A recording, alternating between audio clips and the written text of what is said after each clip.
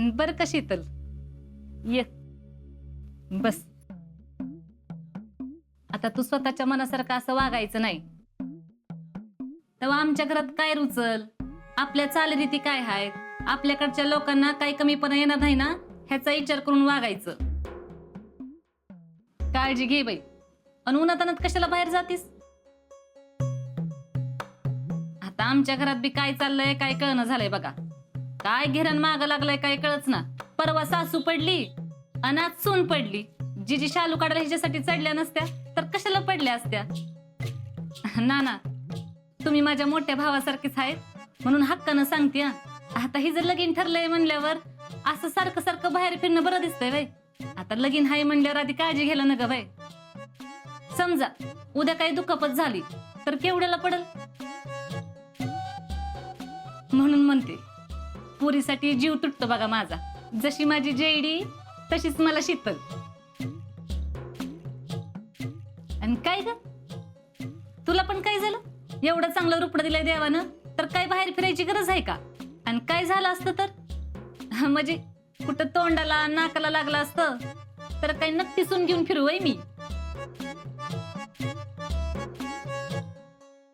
एवढा सुंदर चेहरा आहे माझ्या सुनेचा म्हणून काळजी वाटते, बाकी काही नाही. आणि हे बघ, जे काही आंबे खायचेत ना ते घरात बसून खा. मी स्वतः आणून देते तुला किती पाहिजे तेवढे. आणि अजिंक्य बी आहेतच की, ते बी आणून देतील. हाय का नाही बा अजिंक्य?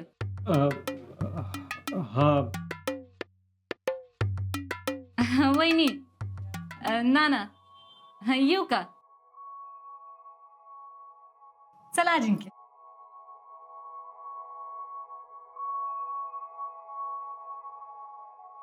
शीतल बाळा, अगं आता तुझं लग्न 5 दिवसावर आलंय, तेव्हा तू घराच्या बाहेर न पडलेलंच बरं. अगं पुष्पा समजूतदार आहे म्हणून बरं. कर, आराम कर.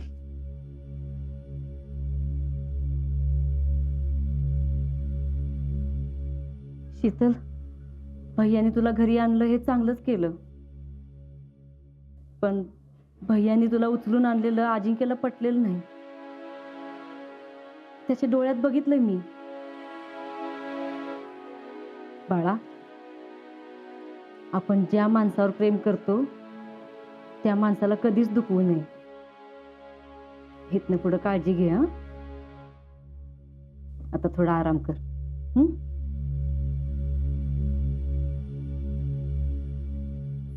मगाशी बी आजा येऊन गेला होता, आत्ता बी आला होता, पण एका शब्दानं बी विचारलं नाही तुला बरं वाटतंय का म्हणून.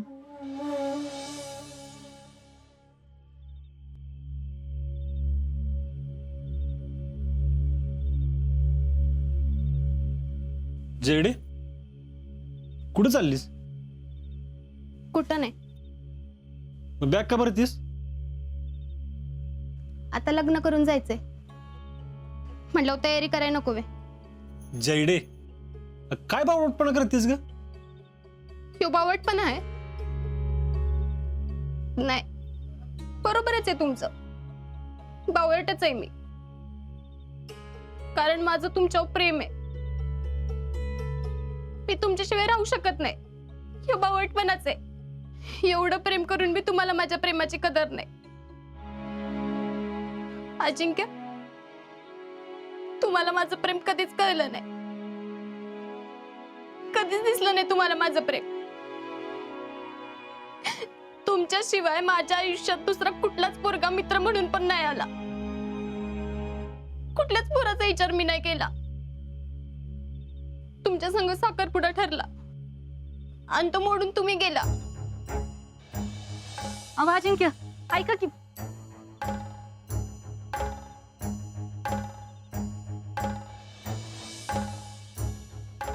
तेव्हा एकदा बी विचार केला नाही ना माझ्या मनाला काय वाटलं असं.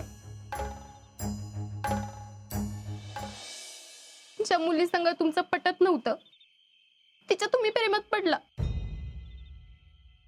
आणि मी इतकी वर्ष तुम्हाला काय पाहिजे काय नको ते सगळं बघत आले, पण तुम्हाला माझं प्रेम कधीच कळलं नाही.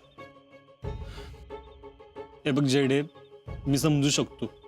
नाही, तुम्हाला कधीच नाही समजणार. पण एक गोष्ट लक्षात ठेवा, तुमच्या आयुष्यात मी दुसरी कुठलीच पोरगी नाही बघू शकत. ते सहनच नाही होणार मला. पण म्हणून मी तुमच्या लग्नाच्या आणि तुमच्या स्वप्नाच्या मध्ये नाही येणार. अगं जेडे पण पण काय हा? अं, अगं जेडे म्हणून तू कुणाशी बी लग्न करणार आहेस का? त्यानं काय फरक पडणार आहे? तुम्हाला तुमचं प्रेम मिळालं ना.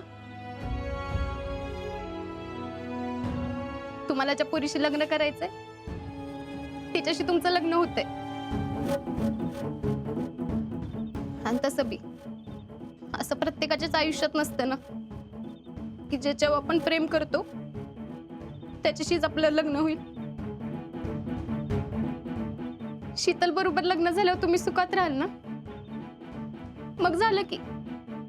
अगं पण तुझं काय? माझं काय? माझ्या सुखाची चिंता तुम्ही नका करू. आणि फार फार तर काय होईल, माझं आयुष्य उद्ध्वस्त होईल. तसं बी त्यानं कुणाला काय फरक पडणार आहे? अगं असं कसं म्हणतेस? आम्हाला काही फरक पडत नाही का? तसं वाटत तर नाही. या घरात सगळ्यात शेवटी माझा विचार केला जातो. खरं तर केलाच जात नाही. अगं असं नाही जेडे. मग कसं आहे सांगा की. माझ्यासाठी केलेली एक तरी गोष्ट सांगा, फक्त एक गोष्ट. बोला की अजिंक्य. नाही ना आठवत? कधी काय माझ्यासाठी केलंच नाही तर. मम्मीने साखरपुडा ठरवला आणि तुम्ही तो मोडला. या सगळ्यात मी कुठे होते? कुठेच नाही. माझा विचार कधीच कोण करत नाही.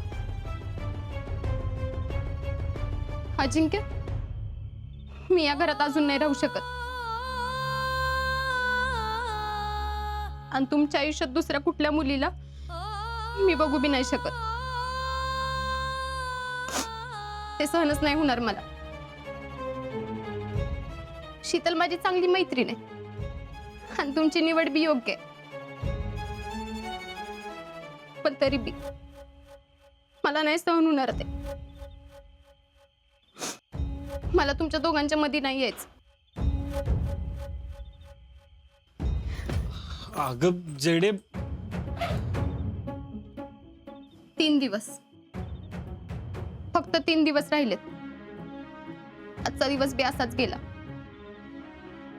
माझ्यासाठी खरंच काय करायची इच्छा असेल ना